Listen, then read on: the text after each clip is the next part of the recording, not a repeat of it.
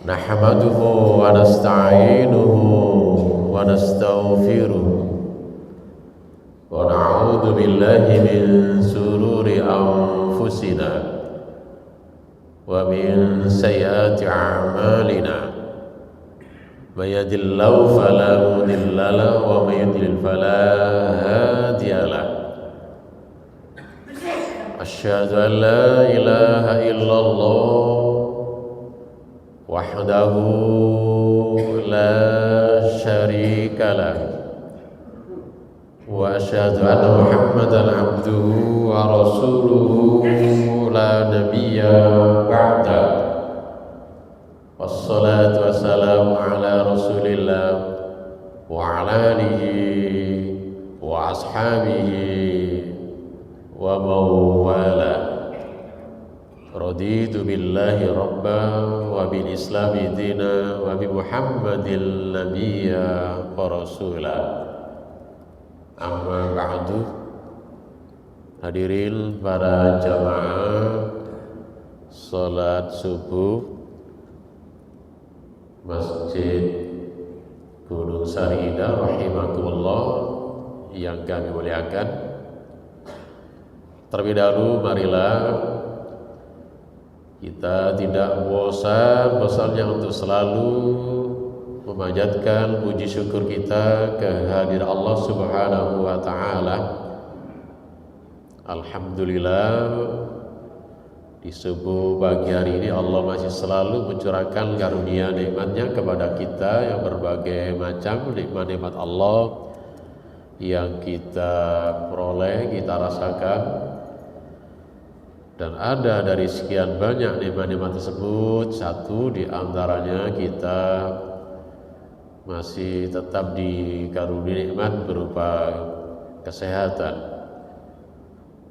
Sehingga dengan nikmat sehat subuh pagi hari ini kita bisa menekan kaki kita berangkat dari rumah kita masing-masing menuju rumahnya Allah, yaitu Masjid Gunung Saridah, guna memenuhi undangan Allah atau panggilan Allah, melaksanakan sholat subuh berjamaah. Dan ba'da sholat subuh kita bisa membagi waktu di kesibukan waktu sehari-hari, tapi masih menyempatkan waktunya digunakan untuk ngaji bersama-sama bareng-bareng atau ta'lim muta'alim seperti yang akan kita laksanakan pada subuh pagi hari ini. Jamaah rahimakumullah yang kami muliakan, untuk kajian pada subuh pagi hari ini pembahasan fikih tematik, dan judulnya, tema yang akan kita bahas sesungguhnya temanya ini adalah tidak asing di tengah-tengah kita ya, yaitu tentang masalah puasa Syawal. Tentang berbicara masalah puasa Syawal, jamaah rahimakumullah ya, di masyarakat kita ini ada pemahaman yang sudah tidak asing juga ya, bahwa puasa Syawal biasanya yang sering dilaksanakan sehabis atau setelah Idul Fitri. Karena sesungguhnya masyarakat kita kebanyakan adalah bermadhab atau mengikuti pendapat dari fikih Syafi'iyah. Jadi sehingga sehabis Idul Fitri nyambung ya, kemudian puasa Syawal, maka dikaitkan dengan adat-adat kultur yang berlaku di masyarakat kita, dilanjutkan dengan Lebaran Kupat. Ini tradisi jamaah rahimakumullah, Lebaran Kupat itu tradisi itu. Kalau adat ini dibiasakan terus menerus, ini bisa menjadi tuntunan. Kalau sudah menjadi tuntunan di dalam ajaran Islam, perlu ada dasar atau dalil untuk melaksanakan adat yang sudah menjadi tuntunan tersebut. Maka kalau adat seperti itu dilanjutkan terus-terusan menimbulkan nanti sebuah kebiasaan rutin, ini dianggap ibadah mahdhah, itu yang tidak boleh.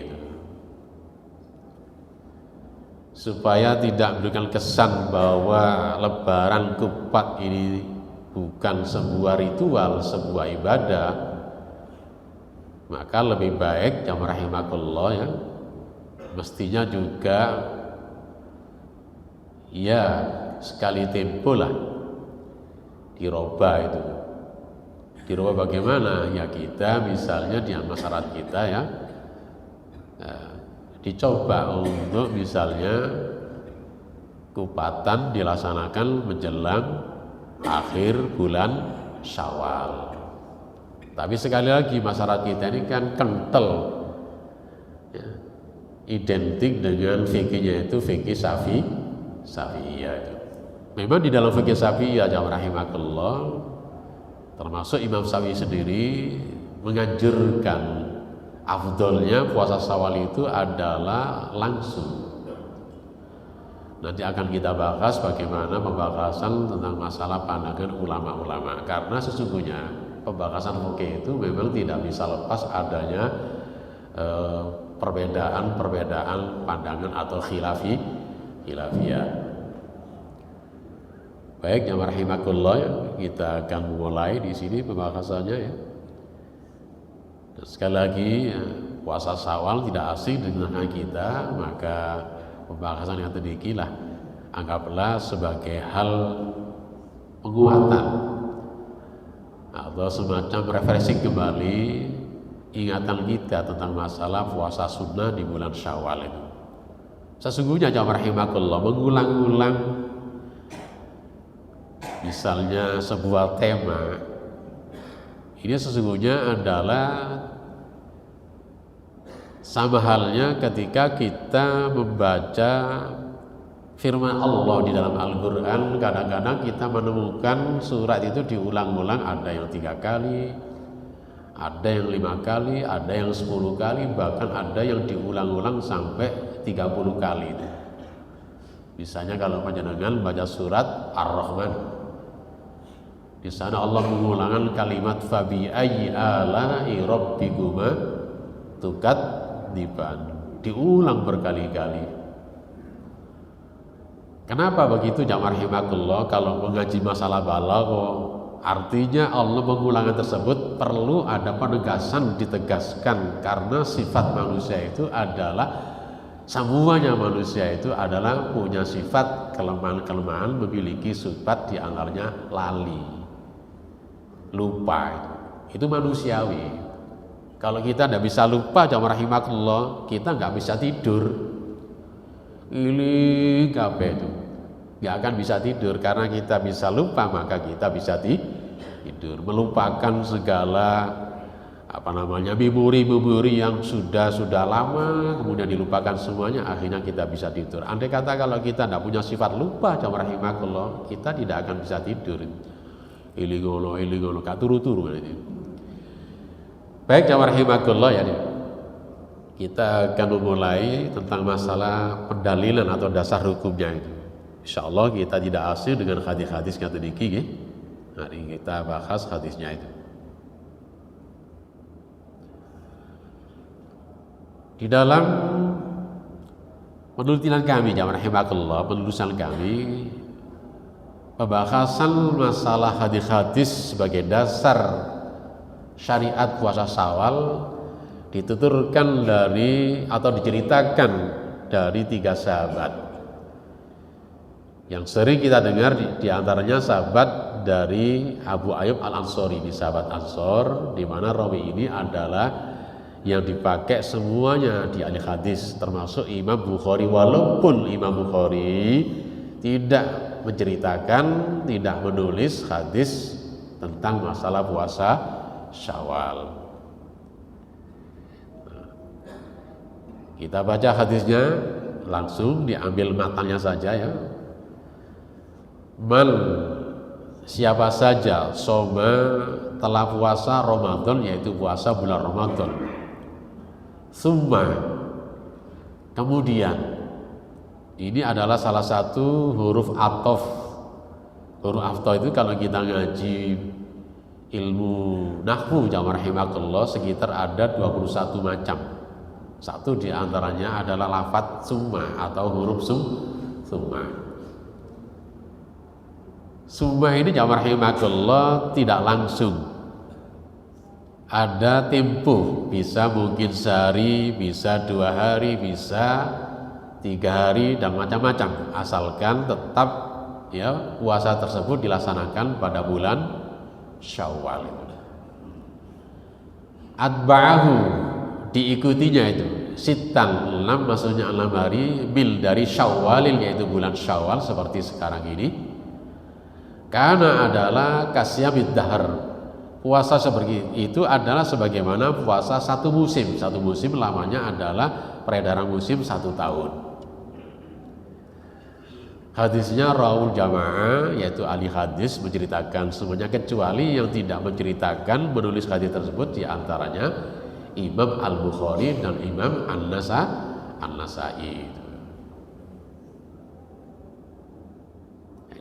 Ini hadis yang pertama dari sahabat Abu Ayyub Al-Ansari itu. Hadis yang lain jamaah rahimakumullah disampaikan dari sahabat Sauban. Sauban ini adalah maula Rasulullah sallallahu alaihi wasallam, yaitu ngaulah datang Rasulullah sallallahu alaihi wasallam. Rasulullah bersabda, man, siapa saja soma yang puasa Ramadan, yaitu bulan Ramadan, fasyahrun, puasa Ramadan adalah 1 bulan. Puasa 1 bulan bi asratil azhur, maka dilipat ganjarkan sama dengan dia puasanya 10 bulan. Jadi puasa Ramadan 1 bulan dilipat ganjarkan menjadi 10 bulan. Wasyamu sittati ayyam, dan puasa 6 hari ba'dal fitri, menggunakan ba'da syawal idul fitri. Ini juga relatif waktunya, tidak langsung boleh. Fadzalika, maka yang demikian tamamun, sempurna siyami sanati, yaitu puasa sama dengan puasa satu tahun. Ini hadisnya ada yang mengatakan hasan, ada yang mengatakan sahih, tapi yang jelas hadis ini hasan ya rahimakumullah. Ada rawi, syarat-syarat rawi menjadi hadis sahih tidak terpenuhi oleh hadis ini. Kalau dijadikan istidlal berhujjah sebagai putusan hukum, mengambil kesimpulan hukum, boleh menggunakan hadis hasan. Apalagi kalau kita merujuk pada madhab tarjih Muhammadiyah itu. Sekaligus hadis ini menjadi penguat hadis yang pertama tadi yang disampaikan oleh sahabat Abu Ayyub tadi. Sementara riwayat lain ada mengatakan man soma sittata ayyam, siapa saja yang puasa 6 hari ba'dal fitri, setelah Idul Fitri, karena adalah tamam sanad, maka sempurna puasanya menjadi 1 tahun. Lantas Rasulullah juga menyinggung ayat sebagai penegasan man jaa bil hasanah, siapa saja yang telah datang kepada Allah dengan bawa kebajikan, falahu, maka baginya ganjarannya berlipat asr amsaliyah, dilipat ganjarkan menjadi 10 kali lipat. Ayat berapa ada ingat? Insyaallah di dalam ayat insyaallah ini ya. Ayat atau surat Al-Qasas insyaallah ini. Roibun wajah. Hadis ini jamaah rahimakumullah disahihkan oleh Albani itu dalam kitab Irwaul Ghalil itu. Sahih itu. Sahabat lain yaitu sahabat Abu Hurairah juga menceritakan hadis berdasarkan penuturan beliau dari sabda Rasulullah sallallahu alaihi wasallam, man, siapa saja soma Ramadan, yang puasa bulan Ramadan, wa atba'ahu, dan ini menggunakan ataunya wawu nih. Sama sekali tidak ada hadis tadi, baik yang pertama Apalagi yang kedua menggunakan ba'da itu. Yang ketiga ini menggunakan atofnya itu wawudan, tidak ada menggunakan fa. Kalau fa memang tidak ada jeda sama sekali. Jadi sehabis Idul Fitri langsung puasa 6 hari itu. Tapi di sini tidak ada satu pun lafaz menggunakan fa itu, atofnya itu, huruf sambungnya itu. Menggunakan wawu dan ba'da, bahkan tadi menggunakan summa itu. Wa'addau dan diikutinya bisittil min syawalin, dari 6 hari yaitu dalam bulan Syawal. Fadzalika, maka yang demikian siyamud dahar, dia sama dengan puasa satu musim, atau satu musim sama dengan 1 tahun. Robazar, hadis ini ada mengatakan hasan, sementara yang lain mengatakan sahih. Dengan berdasarkan hadis tersebut, jamaah rahimakumullah, dalam Sahih Muslim Imam An-Nawawi mengatakan fihi, di dalamnya dilalatun, sebagai dalil petunjuk, shorihatun, yaitu shorih sangat jelas, di madhab Syafi'i, bagi madhab Syafi'i, wa Ahmad, juga madhab Ahmad, wa Dawud, maksudnya Dawud Ad-Doiri, yaitu yang terkenal dengan pendapatnya. Doiri itu artinya fikihnya itu berdasarkan tek-tek hadis maupun ayat secara dohir itu. Pengikutnya diantaranya Ibnu Hazm yang terkenal kitabnya Al-Muhalla itu. Wa muwafiqin, dan mereka-mereka yang sefaham, sepakat dengan mazhab Syafi'i, Ahmad dan Daud Ad-Doiri fi istihbab. Istihbab itu kan sangat disukai, maksudnya disunatkan, yaitu shaum, puasa hadis sanat sitatun, yaitu puasa 6 hari tersebut.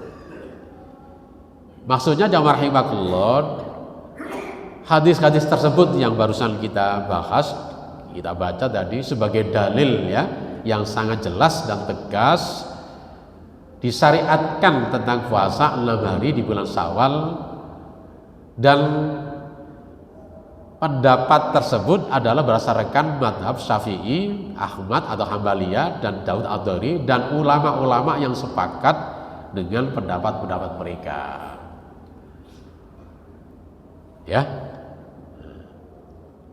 Sementara penuturan dari pengikut Hanafiyah, termasuk Ibnu Hubairah ini, berkata mereka bersepakat tentang sunnahnya puasa 6 hari yaitu bulan Syawal, kecuali, kata beliau Ibnu Hubairah, siapa yang tidak mensunatkan puasa Syawal tersebut, satu di antaranya Imam Abu Hanifah, yang kedua siapa lagi? Imam Malik,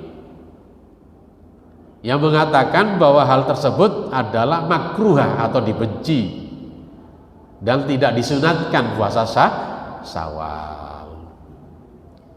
Jadi kalau ada orang Islam yang tidak mensunatkan puasa Syawal, insya Allah ngoten niku adalah mengikuti pendapat Imam Abu Hanifah dan pendapat Imam Malik.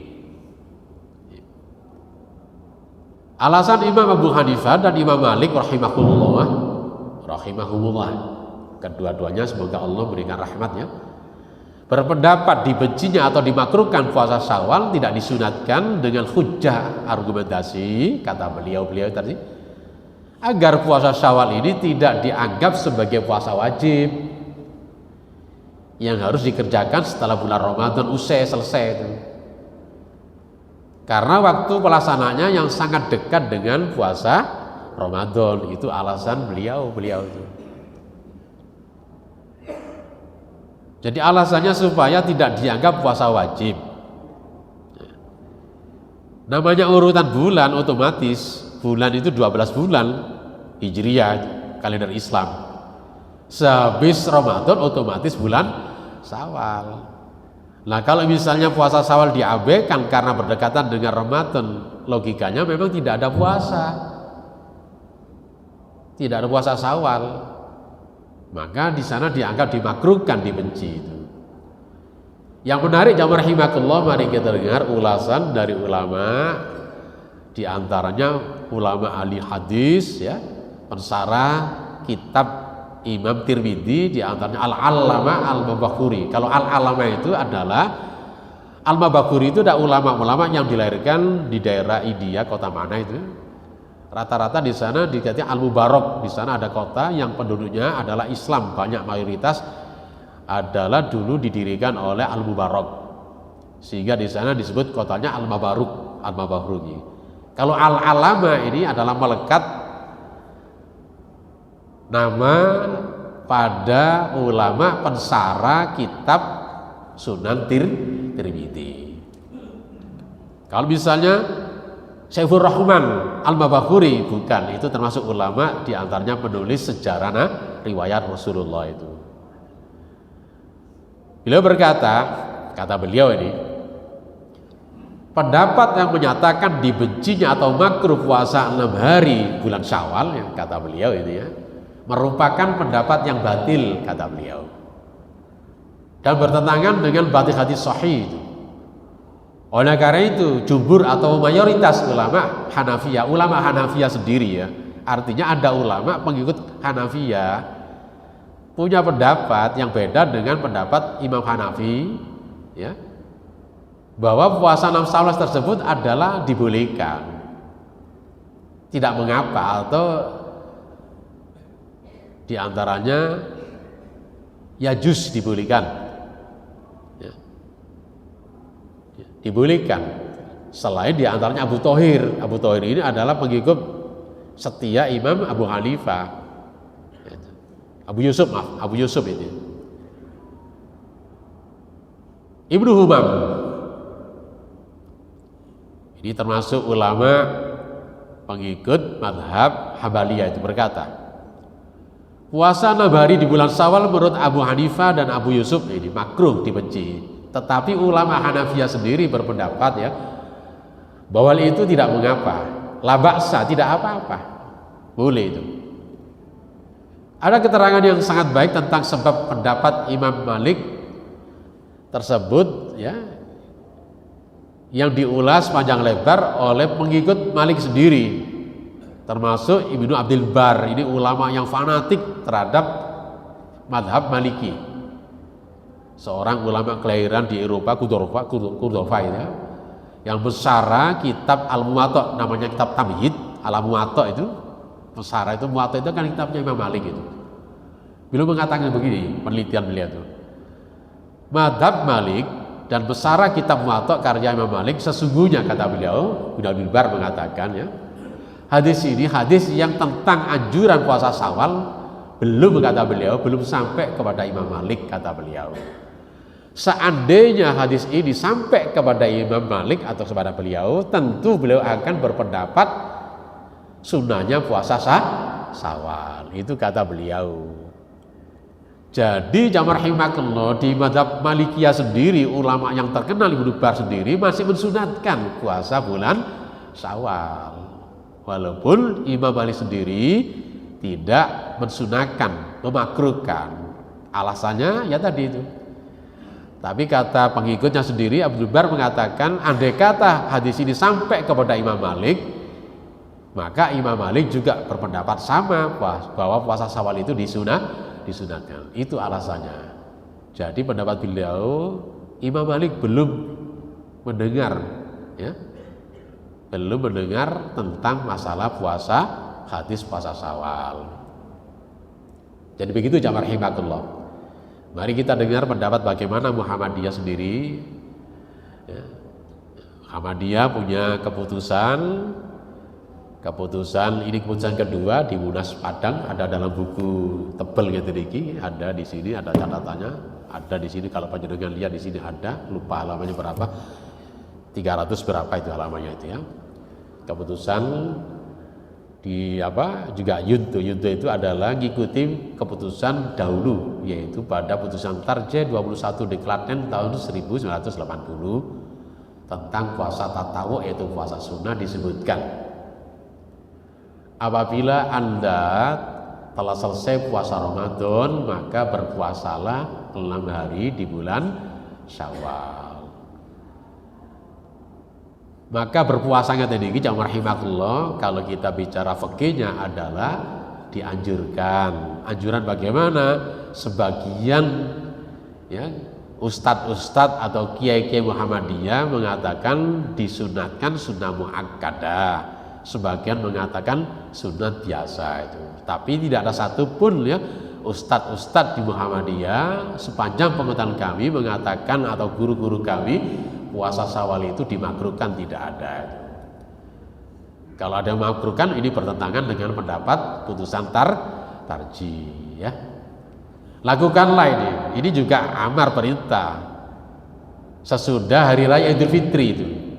Sesudah apa? Langsung tidak.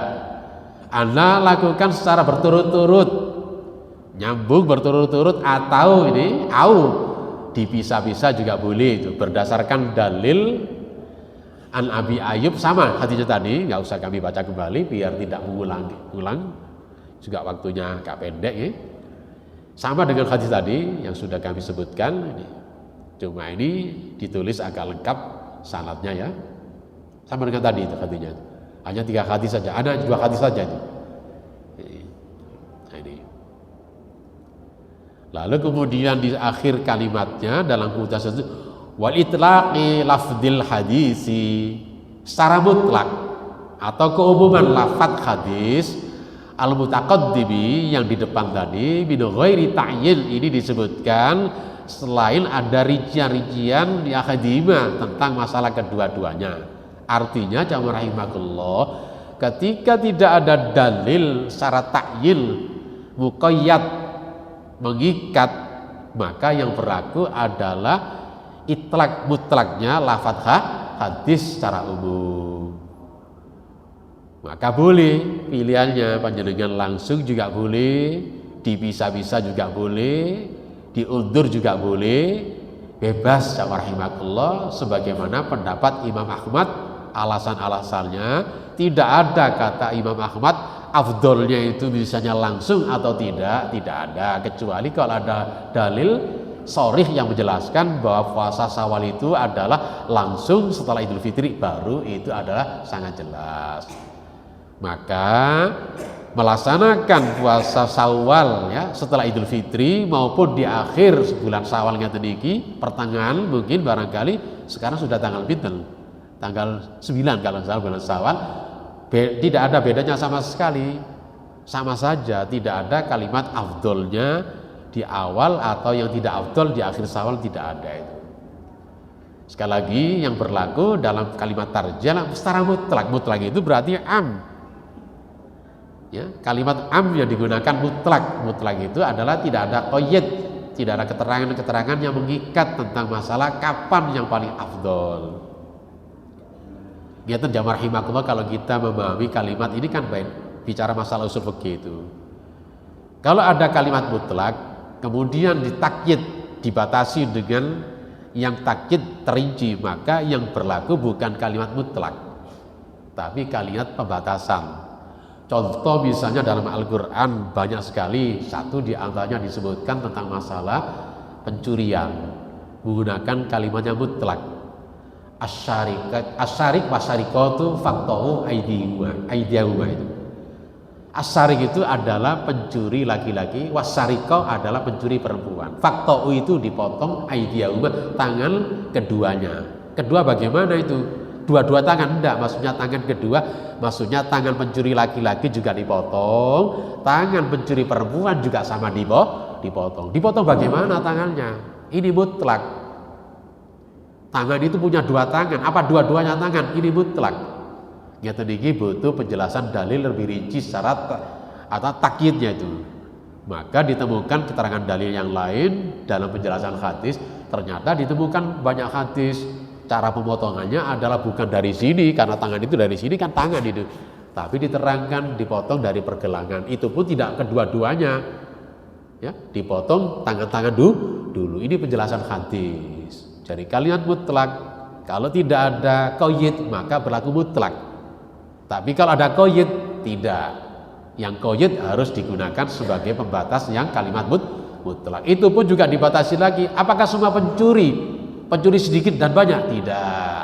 Ini penjelasan lebih rinci adalah sebagai pengikat menjadi takyidnya. Ukurannya standarnya ada, yang dipotong tangannya itu ada itu, ya.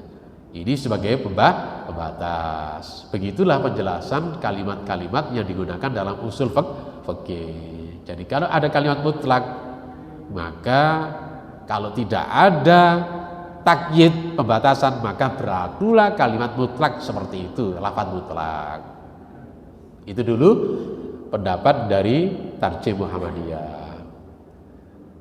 Sebelum kami melanjutkan persoalan yang masih juga sampai sekarang terus disampaikan melalui pertanyaan WA, itu masih banyak itu. Monggo kalau ada yang mau dibahas pembahasan atau sub tema tadi yang awal, monggo silakan. Kalau ada yang mau ditanyakan silakan. Kok bareng ngacu gitu tadi kali. Ngaput nggih, yang depan dulu Pak nggih, silakan nggih monggo. Ada mic barangkali bisa dibantu, kalau ada mic monggo silakan. Nggih. Orang yang pada saat puasa Ramadan, Iya. Iya. apakah boleh melaksanakan saum sawal? Nggih. Yang kedua, apakah boleh puasa sawal diganti dengan fidyah? Orang yang tidak bisa puasa Ramadan kemudian puasanya diganti dengan fidyah. Apakah boleh puasa Syawal? Kalau pertanyaannya boleh, ya boleh-boleh saja, Pak. Lah, ya tidak ada masalah, la baksa itu. Lalu apakah dia mendapatkan fadilah keutamaan bulan Syawal? Bulan Syawal itu konteks lafadznya jelas berhubungan dengan puasa Ramadan. Karena dia tidak ada puasa Ramadan diganti dengan fidyah, otomatis secara bahasa loh ya, secara bahasa dia tidak mendapatkan fadilah keutamaan bulan Syawal. Kalau kita mantekkan logikanya Pak Nyun Sewu, wong puasa Ramadan aja ndak puasa, diganti dengan fidyah, olah opo puasa Syawal. Kemudian puasa Syawal diganti fidyah pula, olah opo diganti fidyah, wong itu puasa sunnah. Itu kan begitu kalau kita runtut dengan pertanyaan logika manteknya ngoten. Tentu saja Pak Nyun Sewu ya, tidak usah puasa Syawal. Boleh ya boleh saja dia puasa, ya boleh-boleh saja dia puasa. Apakah mendapatkan fadilah keutamaan? Tidak ada Pak, kalau bahasanya lafadznya kan jelas. Puasa Syawal tadi hubungannya dengan puasa namanya puasa Ramadan. Kecuali kalau dia Nyun Sewu bukan dibayar fidyah. Aku gak poso 1 bulan Ramadan, ada utur, ngelencer misalnya begitu. 1 bulan penuh, gak popo, gak poso. Kemudian nanti diganti dengan apa? Di bulan lain 1 bulan, otomatis kalau dia ngejar puasa Syawal, poso puasa Syawal dhisik.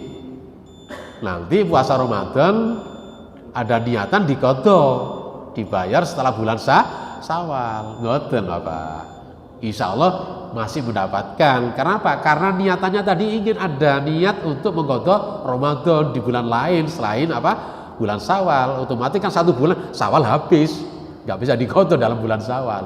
Nanti akan kita bahas tersendiri ketika pembahasan bagaimana ada seorang sebelum mengqadha Ramadan tapi dia melaksanakan bulan puasa Syawal. Akan kita bahas tersendiri. Yang intinya Bapak, kalau boleh, boleh-boleh saja.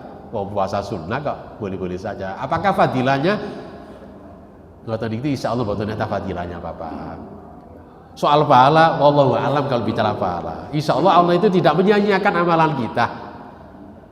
Iya ada Allah menyia-nyiakan amalan kita. Setiap amalan kita diperhatikan oleh Allah. Tapi keutamanya tentu kita bicara masalah tek dalil Bapak. Dalilnya ngoten niku tadi jelas. Puasa Syawal dikaitkan dengan puasa Ramadan. Ngatur nggih? Jelas ngatur nggih. Monggo lanjut yang belakang. Nggih.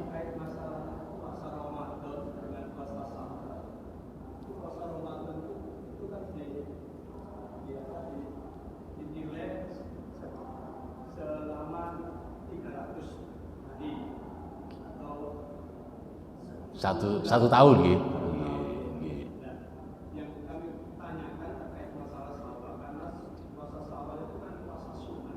Nggih. Kenapa tuh katanya disamakan dengan puasa wajib? Mungkin dari Imam Malik dan Imam Hanafi tadi terkait masalah itu, sehingga takutnya rancu antara sunnah dengan wajib. Kenapa perlakuannya sama dengan sunnah dan wajib? Yang kami tanyakan itu. Betul ngoten. Maksudnya Rasulullah tadi itu Jesewu ya, dasar Rasulullah puasa Ramadan itu 1 bulan, diganjar menjadi 10 bulan. Rumusnya dalam Al-Quran, man ja'a bil hasanati falahu asra amsaliyah. Siapa saja yang datang membawa kebajikan kepada Allah, 1 amalan dilipat ganjarkan menjadi 10 amalan. Puasanya Ramadan 1 bulan dikalikan 10 menjadi berarti 10 bulan. Supaya genap menjadi 1 tahun, ini rumus matematika ya, ditambah dengan 6 hari. 6 hari ini adalah dilipat ganjarkan menjadi, kalau dikalikan sama dengan kita puasa 2 bulan. Kan 6 hari kan, dikali 10 berapa 6 hari itu? 60 itu kan sama dengan 2 bulan. Persis Pak, nyun sewu, secara matematik kalau itu matematik ya ini. Jadi puasanya tadi, puasa Ramadan ditambah dengan puasa 6 hari, genaplah sama dengan puasa 1 tahun. Ngoten Bapak. Itu yang dimaksud oleh hadis tadi, penjelasan oleh ulama-ulama. Adapun alasan tadi yang disampaikan kenapa Imam Malik, sudah kami sebutkan tadi alasan-alasannya, agar tidak dianggap menjadi puasa wajib karena waktunya mepet dengan puasa Ramadan. Itu dulu alasannya yang mendasar. Begitu Pak nggih? Ngoten, das putih. Perlakuan wajib sama sunnah. Nggih. Setarakan itu. Apa nilainya pahalanya sama? Oh, ngoten, pahalanya yang wajib dengan sunnah. Ada kemungkinan sama Bapak, Yesewu. Panjenengan misalnya puasa Ramadan dengan qiyamul Ramadan, pahalanya ternyata sama fadilahnya. Man shoma Ramadhana imanan wa ihtisaban ghufira lahu ma taqaddama min dzambi. Poso niku. Qiyam Ramadan, man qoma Ramadhana imanan wa ihtisaban ghufira lahu ma taqaddama min dzambi. Ada kemungkinan begitu. Bisa boleh jadi Bapak. Puasa Ramadan wajib, sholat taraweh sepakat ulama tidak ada yang mengatakan wajib. Paling banter itu sunnah muakkadah, tidak wajib. Tapi kenapa fadilahnya kok sama dengan puasa? Yaitu keterangan dalil Rasulullah. Ngerti nggih? Jadi man shoma Ramadan dengan man qoma Ramadan sama. Qoma Ramadan maksudnya sholat taraweh. Mboten nenten man qoma Syawal, mboten nenten. Boten enten man koma Sa'ban, boten enten, komanya itu koma Ramadan. Sehingga di dalam kitab-kitab hadis ngoten iki disebut dalam sholat taraweh. Walaupun bahasanya boten sholat taraweh. Nah, kenapa taraweh? Ini ada penjelasan ulasan ulama-ulama, karena taraweh itu adalah sholatnya boten kesusu lah, kasarnya ngoten itu. Santai ngoten taraweh. Akeh istirahati. Itu namanya sholat taraweh.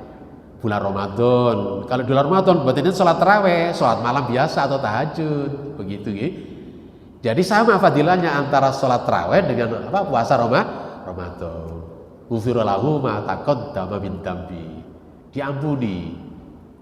Diterjemahkan diampuni. Ghafara itu dari kata-kata ghin fa ra, 3 huruf. Kalau dalam bahasa kamus diulas berbagai macam. Dalam kamus Munawir saja diartikan ghafara itu lebih 30 arti maknanya ghafara. Arti dasarnya adalah ditutupi ghafara itu. Maknanya apa? Ketika panjenengan istighfar kepada Allah, minta dosa panjenengan ditutupi oleh Allah, aibnya nanti jangan dibuka di hari kiamat, ditutup oleh Allah, itu ghafara. Maknanya begitu kalau istighfar kepada Allah itu. Maknanya ghafara diantaranya ada sebagai pelindung, karena orang Arab mengatakan baju besi itu disebut bifar, termasuk baju pelindung badan agar badan kita itu tidak sampai kena senjata orang lain, namanya bifar. Penutup kepala kalau nggak salah alifar sama menggunakan hin fa ro 3, asal katanya di ghafara. Pelindung kepala untuk baju-baju perang, muka agar terlindungi adalah disebut asal katanya itu ghafara. Jadi maksudnya panjenengan istighfar kepada Allah, minta di dunia dilindungi dosa panjenengan supaya tidak ada adab yang sampai pada panjenengan. Itu pelindungan Allah itu. Ya Allah, perlindungilah kami, dosa-dosa kami jangan sampai ini berakibat adab di dunia ini, siksa kepada di dunia. Di akhirat ditutupi oleh Allah, belum dihapus Pak Ghafara itu. Catatannya itu masih ada dosanya itu, cuma ditutupi oleh Allah, baru dihapus oleh Allah kalau sudah afun, itu dihapus. Makanya menarik ketika kita mengaji masalah wirid doa, ketika Aisyah mengatakan kepada Rasulullah, pertanyaan, ya Allah, ya Rasulullah, bagaimana kalau kami ingin mendapatkan Al-Qadar saat itu kami tahu? Maka bacalah banyak-banyak membaca Allahumma innaka afuun afu. Kalau afu Pak, sudah dibusek sama sekali dosanya itu. Makanya lengkap ketika kita habis puasa Ramadan kemudian kita mendapatkan afuan dari Allah, maka lahirlah kita setelah Ramadan seperti bayi yang kecil yang tidak ada dosa sama sekali. Hapus ya itu. Tidak ada dosa sama sekali, baru lahir, tidak ada noda sama sekali. Tapi kalau misalnya diampuni, nodanya itu masih ada, ditutupi saja oleh Allah, belum dihapus. Begitulah kalau kita kaitkan dengan masalah puasa Ramadan dengan kaitannya doa wirid saat 10 hari kemudian kita mendapatkan Al-Qadar. Begitu penjelasan kami Pak. Begitu singkatnya itu. Ada lain? Monggo silakan. Cukup jabi apa cukup mari ini gitu. Loh, iki sik akeh iki. Sedikit kami tambah ini. Puasa Syawal tapi belum kotor Ramadan. Mari kita lihat ini. Sedikit kami tambah. Tak cepet nih. Soalnya jadi cukup ini. Para ulama berbeda pendapat, ya khilafiyah kalau masalah fikih mengenai boleh tidaknya seorang berpuasa 6 hari bulan Syawal sebelum mengqadha puasa Ramadan. Ini terbagi 2 pendapat. Pertama, jumhur ulama, kebanyakan ulama yaitu ulama mazhab Hanafi. Sekali lagi, Hanafi sendiri tidak menganjurkan, tapi mazhabnya juga ada. Maliki juga menganjurkan, tapi ulamanya ada yang menganjurkan. Kalau Syafi'i jelas, ulamanya sepakat secara umum membolehkannya, boleh. Walaupun belum mengqadha Ramadan. Ulama mazhab Hanafi bolehkan secara mutlaknya tanpa disertai kemakruhan gitu. Sedangkan ulama Maliki dan Syafi'i bolehkan disertai kemakruhan. Jaiz ma'al karoha itu dibolehkan bersama dengan dimakruhkan. Kedua ini pendapat yang kedua ulama mazhab Hambali tidak bolehkan puasa sunnah Syawal sebelum mengqadha Ramadan. Bahkan ada sebagian mengatakan haram itu, Bang. Saking pendapatnya sangat kuatnya itu. Haram, tidak boleh puasa Syawal sebelum mengqadha Ramadan. Ini diterangkan dalam kitab Buku Dua. Buku Dua ini termasuk pensara atau menjadi penterjemah pendapat Hambaliyah itu. Insya Allah, rahimahullah, pendapat yang lebih kuat rajih adalah pendapat jumhur ulama yang membolehkan seseorang berpuasa sunnah 6 hari di bulan Syawal sebelum mengqadha puasa Ramadan. Kenapa hal ini? Dikarenakan mengqadha puasa Ramadan adalah kewajiban yang longgar waktunya atau wajib puasa itu luas, yaitu dapat dikerjakan mulai bulan Syawal hingga bulan Sya'ban, luas. Dalil yang bahwa mengqadha Ramadan diwajibkan yang longgar ini diantaranya, mari kita lihat keterangan dari Bunda Aisyah. Karena adalah yakunu, aku memiliki alai kewajiban saum, yaitu puasa bil Ramadan, mengqadha Ramadan, fama astati'u, dan tidaklah kami mampu an aqdiya untuk menyelesaikan mengqadha illa fi Sya'ban, kecuali bisanya bulan Sya'ban. Itu Aisyah. Masa ada ulama mengatakan Aisyah itu gak pernah puasa sunat? Tidak ada. Berarti dengan begitu insya Allah pendapat ulama masih dibolehkan walaupun belum mengqadha Ramadan melaksanakan puasa sunnah. Apa misalnya puasa, misalnya bulan haji, bulan apa namanya, puasa apa? Arafah, boleh itu ya. Boleh walaupun belum mengqadha Ramadan. Termasuk puasa Syawal boleh walaupun belum mengqadha Ramadan. Tapi sebagian ulama tetap mengatakan lebih baik melaksanakan wajibnya dulu daripada sunnahnya. Silakan saja, kalau boleh itu kan boleh. Jangan mengatakan tidak boleh, boleh. Tapi afdolnya bagaimana? Nyauri utang dhisik sebelum melaksanakan yang sunnah, begitu. Singkatnya begitu.